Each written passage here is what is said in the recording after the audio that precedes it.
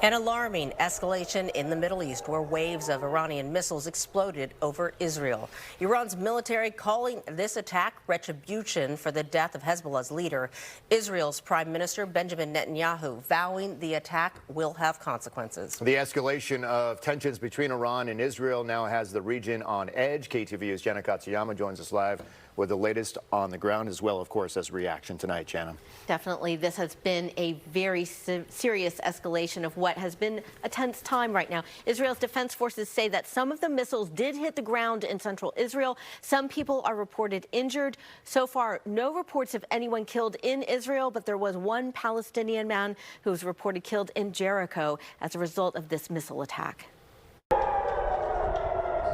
Air raid sirens blare as people in Israel took cover in bomb shelters Tuesday. Israeli fighter jets and the Iron Dome defense system worked to take down the estimated 180 ballistic missiles that were launched from within Iran.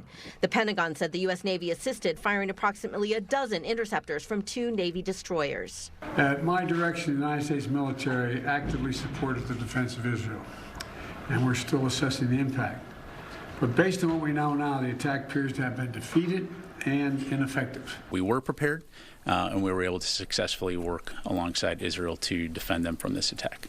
Iran said the attacks were in retaliation for Israel's targeted strikes that killed leaders of Hezbollah and Hamas, 2 of Iran's proxy groups in Lebanon and Gaza.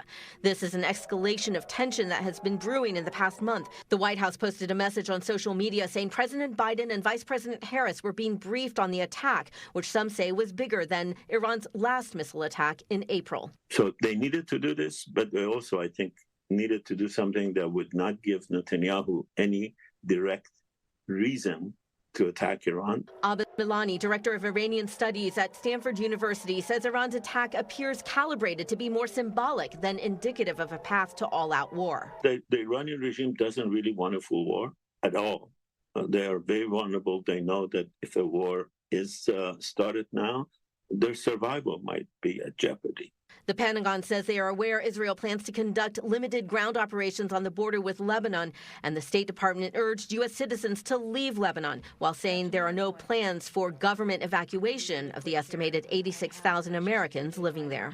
American citizens in Lebanon should follow the guidance from the State Department, which is to find civilian commercial means to depart, because in extremis, we may not be able to get them out safely. Today, former House Speaker Nancy Pelosi was at an event in San Francisco, and she said that she hopes this teaches Iran a lesson. Well, she also said that Netanyahu needs to commit to a peace deal with Gaza and stop backing away. Those are pretty strong words from her that we haven't heard before. So we're hearing from the United States. What about other nations, especially in Europe? Any reaction? Well, France and Germany came out immediately saying that Iran should cease this attack, and also the United Nations Security Council has called an emergency session that is scheduled for tomorrow, so you can bet that they are going to be coming together to try and see if they can put on the lid on this before it flares up. Yeah, certainly a lot of developments that we'll be watching very closely. Thanks, Jana.